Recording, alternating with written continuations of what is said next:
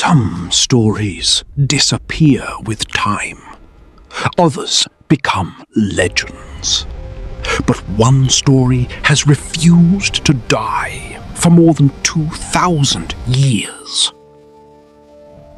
It has inspired explorers, divided historians, bankrupted treasure hunters, and captured the imagination of millions.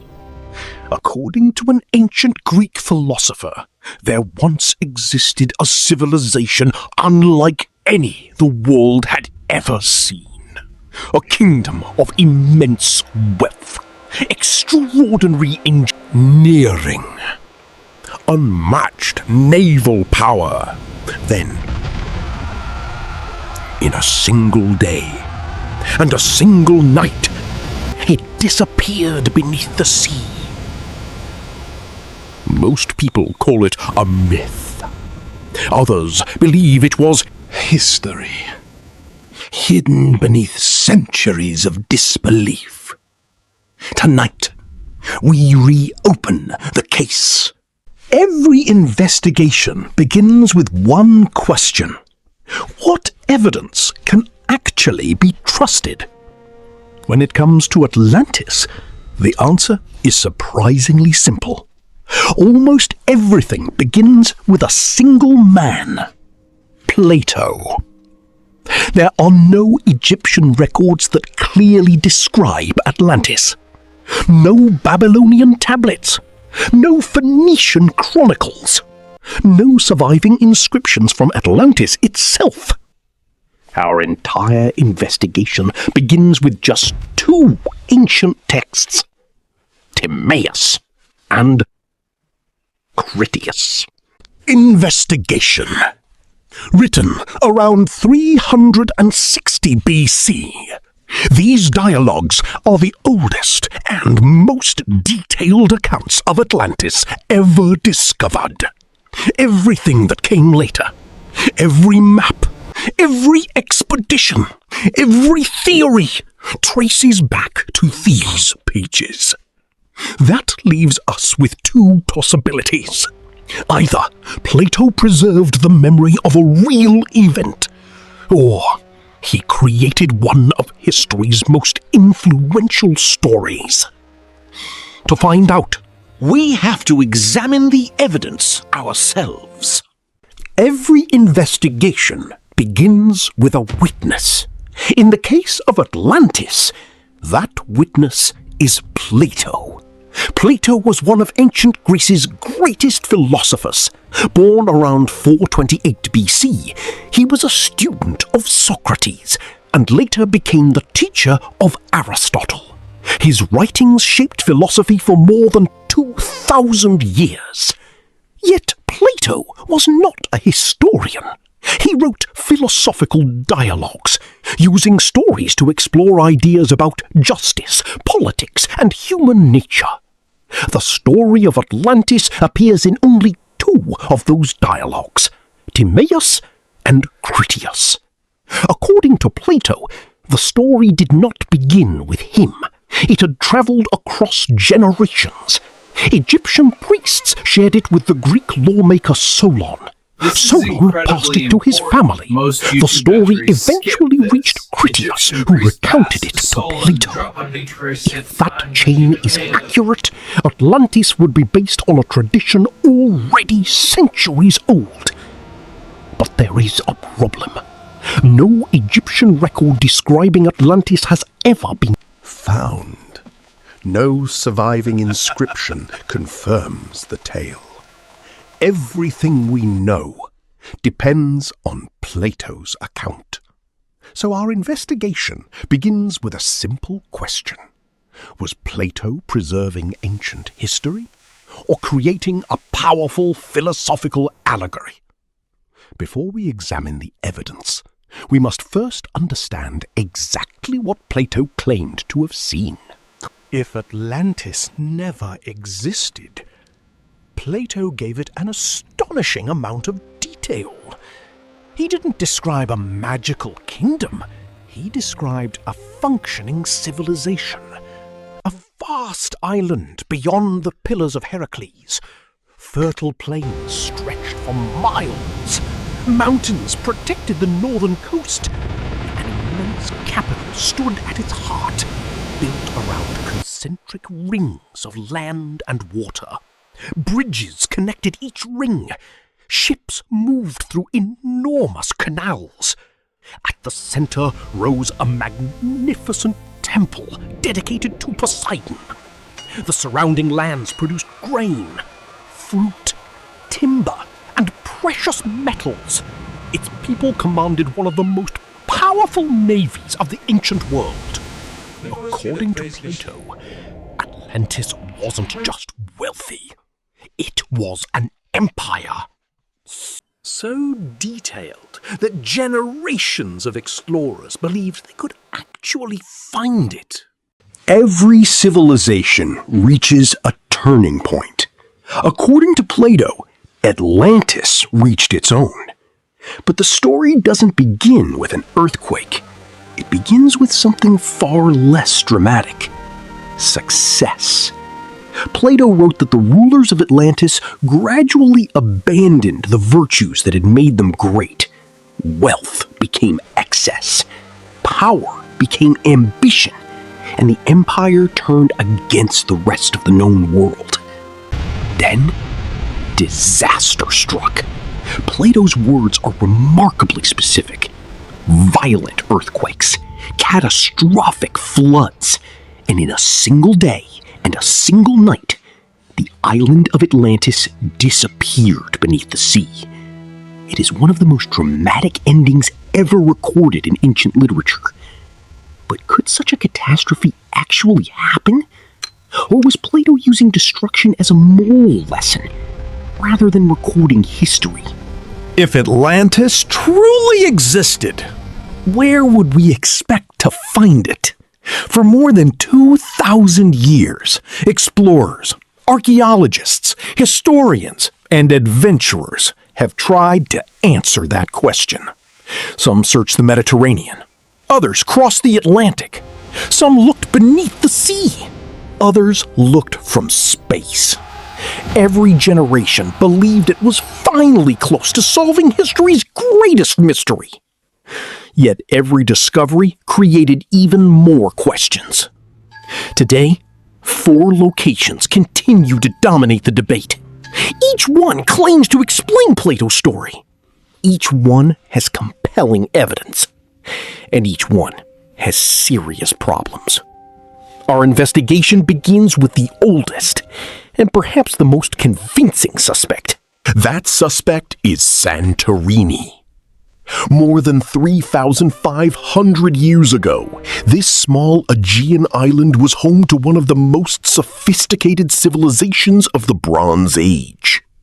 The Minoans built multi-story buildings, advanced drainage systems, colorful frescoes, and thriving ports that connected much of the eastern Mediterranean. Then, around the 16th century BC, the island exploded. One of the largest volcanic eruptions in recorded human history tore the mountain apart.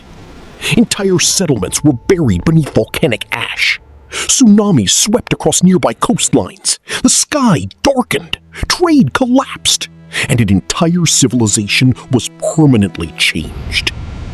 Suddenly, Plato's story begins to sound familiar. A prosperous island, a maritime power, a catastrophic natural disaster. But investigations don't stop when the evidence looks convincing. They ask a second question. Does everything fit? Investigation. If Santorini is the oldest suspect, the Richat structure may be the most controversial. Hidden deep within the Sahara desert of Mauritania lies a formation so unusual that astronauts first noticed it from space. Nearly 40 kilometers across, it appears as a series of enormous concentric rings. To many, the resemblance to Plato's description was impossible to ignore. Could this be Atlantis? Supporters argue that the Richat structure matches several remarkable details. circular rings, a large central area, nearby mountains, ancient river channels that suggest the region was once much wetter than it is today. But an investigation cannot stop at similarities. It must examine the evidence. Geologists have studied the Richat structure for decades. Their conclusion is remarkably consistent. The formation is natural, created over millions of years through uplift, erosion, and the slow forces of geology. More importantly, no archaeological evidence has revealed a lost Bronze Age metropolis. No temples, no ports, no inscriptions, no artifacts proving the existence of Atlantis. The Richat structure remains extraordinary. But extraordinary landscapes are not the same as extraordinary civilizations. Unlike our previous suspect, Tartessos was real. Ancient Greek writers described it as a wealthy kingdom in the far west, beyond much of the known Mediterranean world.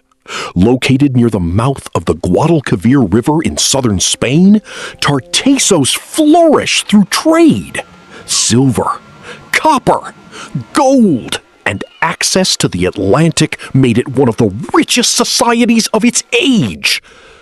Then, sometime during the 6th century BC, it vanished from history.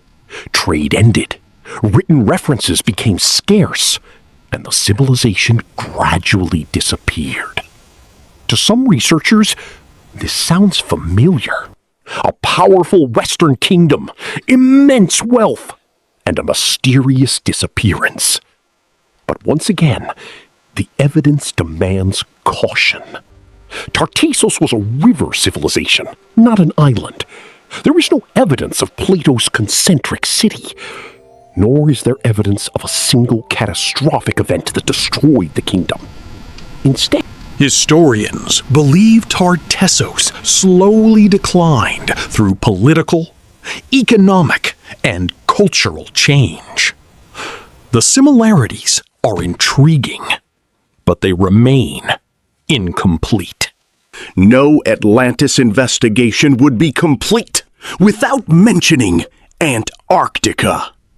Over the last century, countless books, documentaries, and online theories have claimed that Atlantis lies buried beneath the Antarctic ice. The idea is undeniably fascinating. A forgotten civilization, hidden beneath kilometers of ice. Some point to ancient maps, others to theories about shifting continents. But investigations are not built on fascination. They are built on evidence. Modern geology tells us Antarctica has been covered by major ice sheets for millions of years, long before human civilization emerged. No archaeological discoveries, no ancient cities, and no credible evidence have linked Antarctica to Plato's Atlantis. It remains one of history's most popular theories, but popularity is not proof. Every investigation reaches a moment when the evidence must speak louder than the theories. After examining Plato's account, the archaeological record, geological evidence, and the leading suspects, one conclusion becomes difficult to ignore. Atlantis, as Plato described it, has never been found. No excavation has uncovered a city matching his remarkable description. No inscription has identified a lost empire beyond the Pillars of Heracles. No archaeological discovery has confirmed the existence of Atlantis itself. But that does not mean Plato invented everything. History is filled with legends rooted in real events. A devastating volcanic eruption, the collapse of powerful Bronze Age kingdoms, memories carried across generations, and civilizations like the Minoans or Tartessos may all have contributed fragments of a much older story. Perhaps Atlantis was never a single place. Perhaps it became a symbol, built from real disasters, real kingdoms, and real human memory. The deeper we investigated, the less Atlantis resembled a lost city, and the more it resembled history itself. A story where truth, memory, and myth became impossible to separate. Every generation has searched for Atlantis. Explorers crossed oceans, archaeologists uncovered forgotten cities, scientists examined volcanoes, coastlines, and ancient landscapes. Yet after more than 2,000 years, the mystery remains. Perhaps Atlantis was a real kingdom, transformed by centuries of storytelling. Perhaps it was Plato's warning about pride, power, and the fragility of civilization. Or perhaps the truth lies somewhere between history and legend. What we do know is that civilizations can disappear. Libraries can burn. Cities can sink beneath ash, sand, or the sea. And sometimes history survives only as a story. The case of Atlantis remains unresolved. But somewhere, another forgotten civilization, another vanished kingdom, another unsolved mystery is waiting to be investigated. Until then, this case is closed.